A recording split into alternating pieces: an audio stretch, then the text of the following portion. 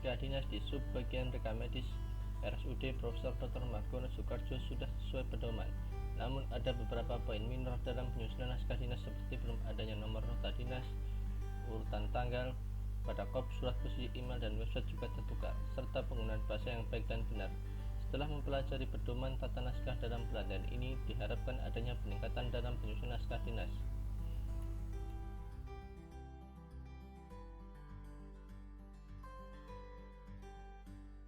Dari dokumentasi dapat dilihat bahwa pemeliharaan dan pengelolaan arsip sudah bagus karena arsip aktif dan inaktif sudah dipisah.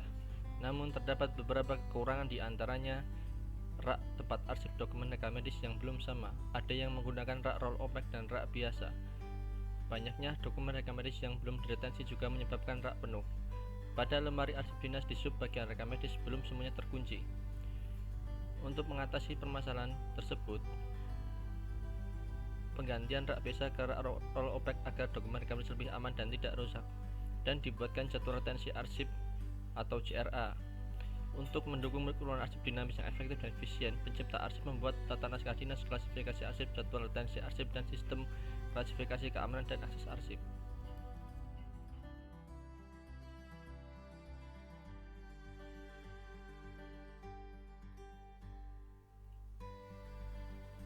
RSUD Profesor Dr. Margono Soekarjo sebagai rumah sakit rujukan melayani pasien dari berbagai daerah dengan bermacam-macam jenis penjamin, diantaranya ada BPJS, Jamkesda atau Jamkersal umum, dan asuransi lain yang telah bekerjasama dengan rumah sakit. Untuk pasien yang kurang mampu, biasanya pasien akan berusaha untuk menggunakan Jamkesda untuk pembiayaan perawatannya. Banyak pasien yang ingin menggunakan Jamkesda yang baru datang di IGD akan tetapi belum mengetahui persyaratan Jamkesda. Ketika persyaratan Jamkesda belum lengkap, maka akan berpengaruh terhadap jenis penjamin pasien, karena pasien Jamkesda yang belum melengkapi persyaratan akan terdaftar sebagai pasien umum terlebih dahulu. Setelah semua persyaratan lengkap, status jaminan pasien perawatan akan berubah menjadi Jamkesda. Demi melakukan pelayanan prima, petugas akan memberikan edukasi dan motivasi kepada pasien atau keluarga pasien dengan sopan, dengan bahasa yang mudah dimengerti, efektif, dan efisien. Petugas juga akan memberikan lembar komunikasi efektif berupa lembar yang berisi persyaratan pasien Jamkesda kepada pasien atau keluarga pasien. Setelah itu, pasien akan menandatangani surat pernyataan jamin keperawatan agar petugas administrasi di ruang rawat inap dapat mengetahui jenis penjamin pasien dan memastikan kembali apakah pasien tersebut sudah melengkapi persyaratan Jamkesda.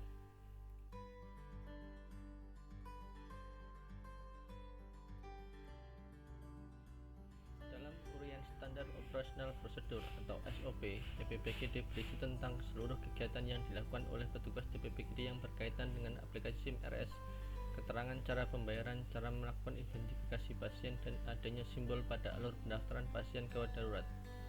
Dalam SOP tersebut terdapat beberapa sedikit kekurangan mengenai penjelasan dan simbol yang digunakan. Aplikasi SIM RS sudah mengalami perkembangan, sedangkan di SOP tersebut masih tertera nama aplikasi SIM RS yang lama, yaitu KHS. Sebaiknya cukup ditulis SIM RS saja, atau jika ingin diperjelas harus disesuaikan dengan sesuai kondisi terkini, yaitu aplikasi Smart Medica. Cara pembayaran masih kurang lengkap, seharusnya diisi Jamkesda atau Jamkersal. KIP adalah singkatan dari kartu identitas berobat, seharusnya terdapat tanda kurung agar jelas. Simbol pada alur pendaftaran pasien gawat darurat untuk bagian terminator, yaitu simbol yang digunakan untuk menggambarkan awal dan mulai dan akhir suatu bagian alir, masih belum sesuai dengan standar, dan garis alir juga belum sesuai. Simbol ini digunakan untuk menggambarkan arah proses pelaksanaan kegiatan. Solusi dari permasalahan tersebut adalah dengan memperjelas uraian kegiatan dan mengganti simbol yang salah dari SOP prosedur pendaftaran pasien di tempat pendaftaran gawat darurat.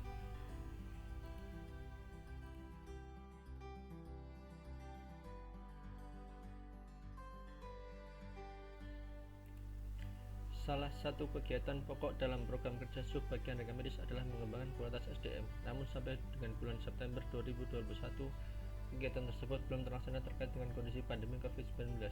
Upaya yang dapat dilakukan adalah dengan melakukan koordinasi dengan bagian perencanaan dan diklat untuk memasukkan usulan pelatihan peningkatan mutu pelayanan bagi SDM rekam medis agar dapat terlaksana.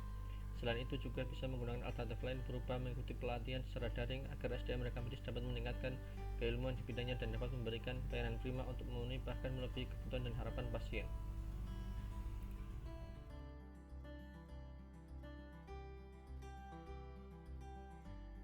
Tujuan utama dari pembangunan kesehatan adalah peningkatan derajat kesehatan masyarakat yang optimal untuk mencapai suatu kehidupan sosial ekonomi yang produktif yang didukung dengan sumber daya yang memadai seperti tenaga kesehatan, sarana dan prasarana kesehatan. Tuntutan ini tentunya akan menjadi tantangan bagi rumah sakit agar dapat meningkatkan pelayanan kesehatan pada masyarakat umum, dan salah satu sumber pendapatan utama rumah sakit adalah klaim BPJS. Ketepatan kodifikasi penyakit dan prosedur atau tindakan sangat menentukan besaran klaim. Dalam input tindakan atau prosedur operasi di rumah sakit ada dua macam jenis kategori, yaitu input tindakan atau prosedur yang diinput oleh petugas administrasi mengacu pada tarif pergub, dan input tindakan prosedur yang diinput oleh mereka medis atau koder mengacu pada IC 9. Dalam pelaksanaannya terdapat masalah, yaitu jenis tindakan pergub yang kurang spesifik dan aturan atau role coding prosedur dalam IC 9 yang harus dipatuhi oleh koder agar proses verifikasi dan klaim dapat berjalan dengan baik. Sebagai contoh adalah diagnosa penyakit appendicitis. Dokter akan melakukan tindakan operasi laparotomi eksplorasi dan appendektomi, sehingga petugas administrasi akan menginput prosedur laparotomi eksplorasi karena merupakan jenis prosedur atau tindakan mayor. Hal ini sesuai dengan aturan yang berlaku di rumah sakit. Untuk tindakan yang diinput adalah tindakan mayor.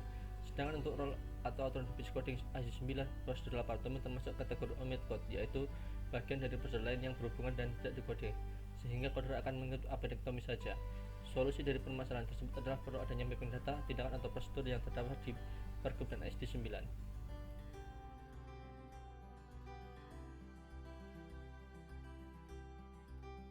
Sebagai petugas pendaftaran, komunikasi efektif adalah suatu hal yang sangat penting karena banyaknya informasi yang perlu disampaikan kepada pasien.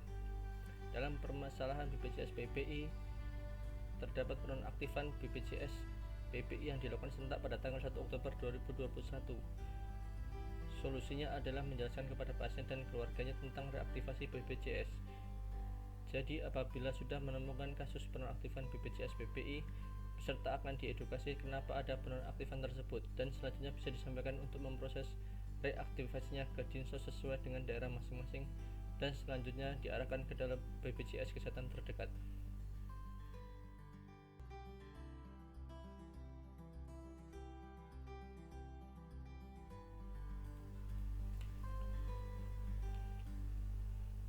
Subbagian reka medis memiliki program kerja yang berkaitan tentang pemenuhan kebutuhan stok barang dalam menunjang pelayanan reka medis. Dengan adanya mekanisme dan perlunya waktu dalam proses pengadaan, masing-masing unit kerja saat ini melakukan pendataan stok barang dan rencana kebutuhan secara optimal, sehingga stok barang selalu terpenuhi sesuai dengan kebutuhan yang ada di masing-masing unit. Tindak lanjut yang telah dilakukan sejauh ini antara lain inventarisasi kebutuhan sarana dan prasarana untuk pelayanan reka medis, mengajukan usulan kebutuhan sarana dan prasarana ke dalam e-planning rumah sakit, mengajukan permintaan barang-barang habis pakai atau persediaan secara rutin kepada gudang rumah tangga, gudang farmasi maupun gudang gizi, serta evaluasi dan monitoring kebutuhan sarana dan prasarana agar efektif dan efisien.